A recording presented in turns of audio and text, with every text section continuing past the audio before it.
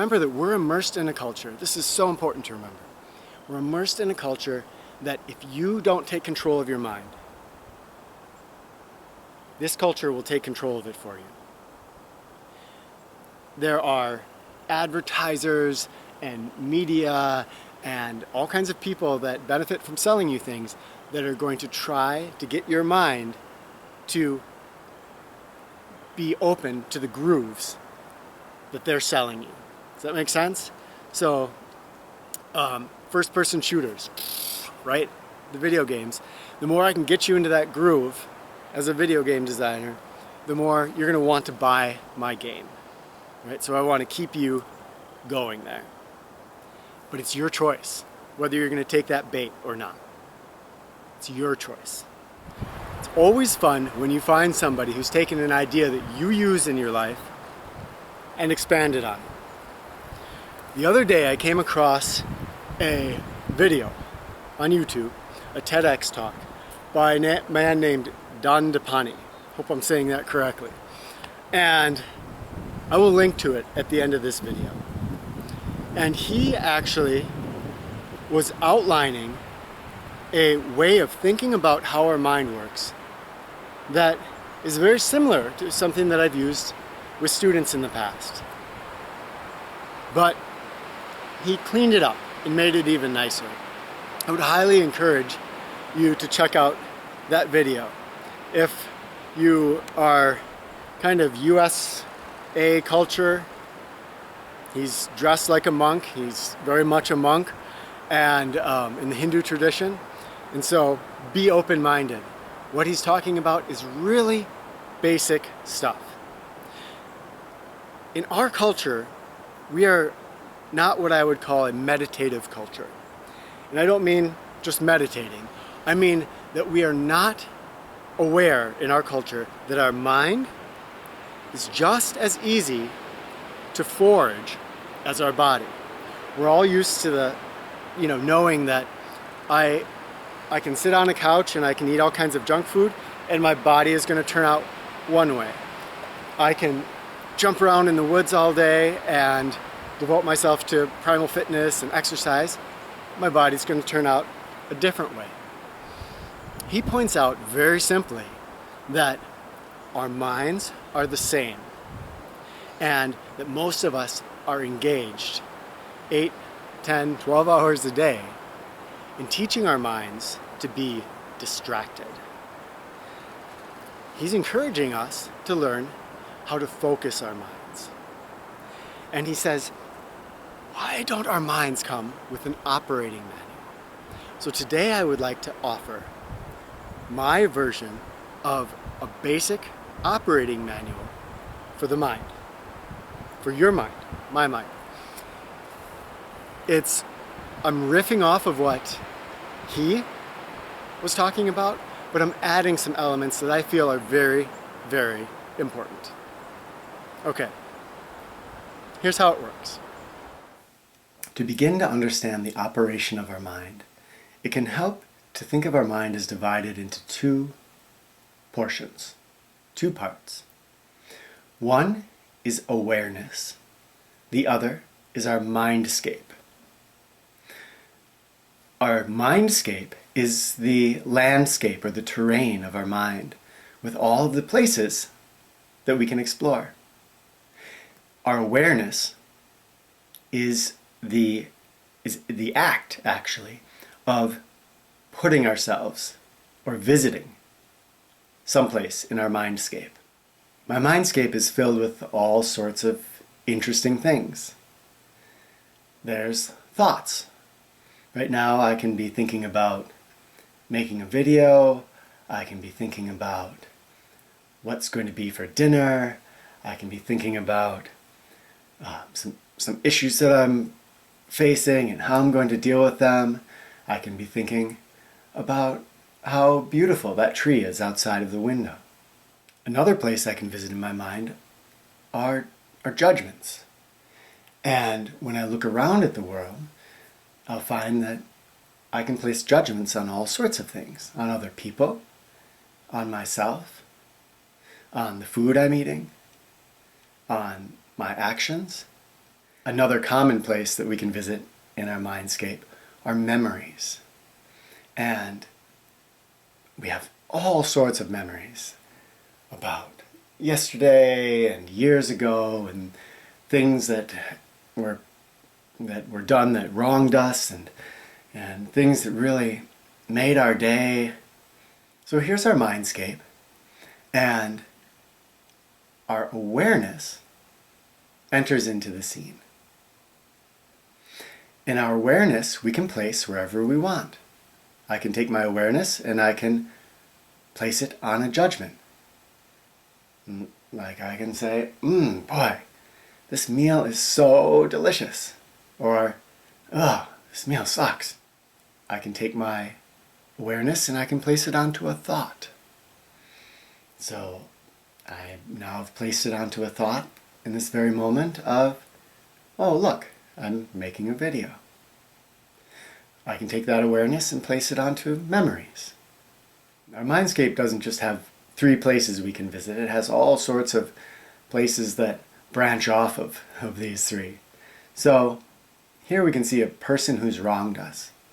And I've taken my awareness and put it onto that thought of the person that's wronged us. Or I can take it down here to the memory of what I had for breakfast. This is the first very important thing to realize, is that although we've been taught to believe that we don't have control, we actually do have control of where we place our awareness in our mindscape. Here's the next very important thing to realize, is that my awareness has a flavor or a color. It's like a lens that the awareness shines through. I can have a very positive flavor that I apply to my awareness, or I can have a negative flavor. So using this, I can go over to that person that wronged me with my negative awareness and think, oh, what a jerk. Why do they even exist? And I also, conversely, could take my awareness with a positive flavor and put it on that person that judged me. Boy, maybe they were having a bad day. Maybe there's a way that I could actually help them out a little bit to have a better day. Because probably they were mean to me because, their cat just died or something. The same with that memory of breakfast. I can put a negative awareness onto it. Oh man, I just had such a rush. I didn't get to enjoy my breakfast. Ugh. Or I can put a positive awareness onto it. Why, it was really rushed this morning, but I got to sit down for breakfast, and it actually was pretty enjoyable. Now, the flavoring of our awareness is very important to understand, because that flavor, it's not caught in a single container of our awareness. It sort of bleeds out. So here I am, and I'm having those negative thoughts about how rushed my breakfast was. And as soon as I put myself there or visit that place with that flavor to my awareness, that negative flavor, it starts to bleed out. And it starts to feed into other things. And so here it's reaching out into my judgments, and it's reaching up into my thoughts. And eventually it becomes so infused with that sort of negative bleeding out, that I may not even remember that breakfast was sort of the cause of all of this mind activity, this negative mind activity that I've been perpetuating inside of myself. It just starts to look like everything is bad. A very similar thing happens when we have a positive flavor. But in my mind's working, at least, it's a little bit different. Instead of the seek and destroy method, where a negative flavored awareness, it starts on breakfast and then it looks for something else that it wants to put that negativity onto, and then it starts thinking about that person that wronged me and thinking what a jerk they are. The positiveness just sort of glows outwards, and it starts to not look for other things to attach itself to. But when we do apply our awareness to something else, our awareness and that flavor of our awareness, that positive awareness, is stronger. And so wherever I shift that positive awareness, it creates more of that glow or that positivity. Understanding how the negative flavored awareness bleeds out and how the positive flavored awareness glows out is very important, because eventually, if I keep perpetuating this in my mind, for instance, that negative awareness flavor, then it can take over the entire background of my mindscape so that it looks like this. And then everything has a negative flavor to it. Conversely, if that positive flavored awareness keeps glowing out, it starts to shine and illuminate the entire background of my mindscape, flavoring everything very differently than we saw it when it was glowing red. Here's what we have gone over so far. First of all, we have a choice of where we are going to put our awareness, where we are going to visit in our mindscape. Secondly, we have a choice of what flavor, what color or lens that we're going to use with our awareness, so that when we visit a place, we're not just visiting it, we're also coloring it or flavoring it. The last thing to understand about this is that when I visit a place in my mindscape with my awareness, it creates a groove there. In other words, it's easier to visit that place again. Also, essential to remember that if I visit it with a positive awareness, then it's easier to visit that place again with a positive awareness, but more difficult to visit it with a negative awareness. Conversely, if I visit that place with a negative awareness, it's going to be easier to visit it with a negative awareness, but more difficult to visit it with a positive awareness. So here, I visited the person that wronged me, and that little blue glow, that is a little groove that I've created that makes it easier to visit that place again.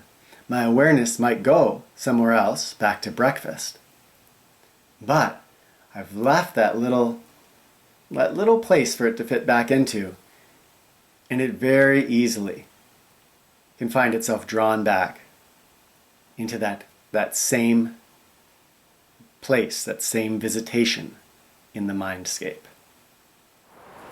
So you can see the essential things to understand here. That there is a mindscape and there is my awareness. Remembering that I can choose where my awareness is going to go in that mindscape. Now, as I just pointed out, the more I visit a place, the more it's easier to visit that place. I sort of start to create a groove that takes me in the direction of that thought, whether it's positive or negative. And so, the more I practice putting my mind where I want it, the more I'm going to be able to do that, and I'm not going to be just subject to the grooves, right? So we have a choice. And if we realize that we have a choice, then we can start to take control of where our mind goes in our mindscape. If you're open to trying meditation, I have a short video. Again, I'll put a link to that at the end of this video. I have a short video that gives you the basics of how to meditate. It's push-ups for the mind. It is not anything mystical. When you start to do that, you start to get your mind in shape and get it more focused. That means that you have more control over where your awareness goes in your mindscape. The same thing goes for the flavor of your awareness. Remember, I talked about that earlier in the video. You choose what flavor you're going to put on your awareness when your awareness goes to a certain place in your mindscape. What are you going to choose? That is up to you. But the more you wear grooves, the more that there's going to be a default or an autopilot. The choice is going to be made for you, unless you make that choice. Meditation, basic meditation, does wonders for giving you more focus and more control over this whole process. So does trying just to be focused. Dandapani spoke about this in the video. It's real basic. We've been taught, do the dishes, and while I'm doing the dishes, I'm thinking about this or that, or I'm humming a song. My mind is in two places at once. All you have to do is focus on the thing that you're doing. If you're speaking to someone, be focused on that conversation. If you're doing the dishes, be focused on the dishes. Everything that you do, make that your sole focus of awareness. Remember, awareness can expand outward. I don't have to be task hypnotized when I'm doing dishes so that someone can come up and tap me. That actually happens when I'm doing dishes, but I'm thinking about what I'm going to be doing tomorrow. But if I'm doing dishes, and I'm in that open state of awareness and focus, then I'm aware of my surroundings and I'm developing the focus that is going to put you in control of where your awareness goes in your mindscape and what flavor your awareness brings to each of those places. It's really as simple as that, but it does take some discipline, because remember, we've been training, most of us, like ninjas of distraction. We have been training constantly our whole lives to be distracted. Right now, today, is the moment when you can start switching that over and start devoting 10 minutes today. Taking that out of that 8 hours of distraction, take 10 minutes, devote it to focus. And if you do 20 minutes next week, and you keep building that up, pretty soon, your whole day is focused. You become in control of where your awareness goes in your mindscape, and your life will change in ways that I can scarcely begin to explain. When we are distracted, our mind is chaotic, our world is chaotic. We're always getting into arguments and fights with people. We're not aware of our emotional state. We harbor resentment inside of us until it bursts out. That comes from continually developing a mind state of distraction. Let's start turning this around today. Incredible things are awaiting us if we do. Thank you for watching. Tell me about your journey in the comments towards a higher state of awareness, towards more focus, away from distraction. What's worked? What hasn't? Where are you right now in your life? Thank you, my friends. Talk with you soon.